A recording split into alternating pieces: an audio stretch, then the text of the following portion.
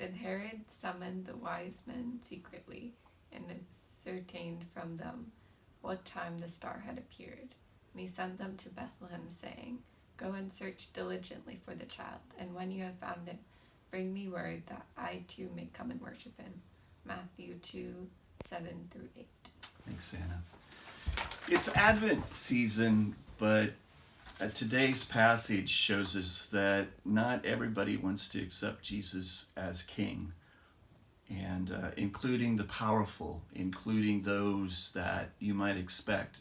Herod actually, he claimed that he was Jewish, but in the end, when confronted with having to give up his own kingship because the true king of the Jews, the true Christ child had come, he did not want to do that. So instead, he schemes.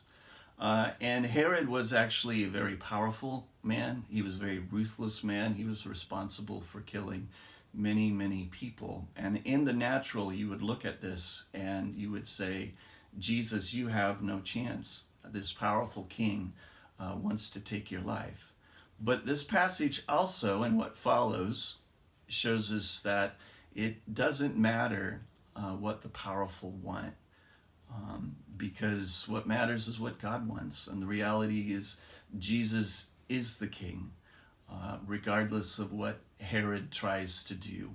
So his schemes will be thwarted, and he will not be able to take the life of the Christ child. And I think that reassures us, and it reassures the church today in places like North Korea and in many Muslim countries and in places of parts of China where there are governments and people that do not want to accept Jesus as king. The good news is that regardless, Jesus is the king.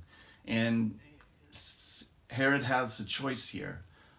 And sadly, he makes a choice away from Jesus. And Herod, not too long after this, is going to die a very terrible death in Jericho. And so hated that he actually will tell his children before he goes, he'll say, "I want you to kill some of the more prominent people of Israel so that when I die, that people will actually shed tears over my death." Now, they didn't do that, but that just kind of shows you his life. And in contrast to this is the wise men, and this is also part of the good news.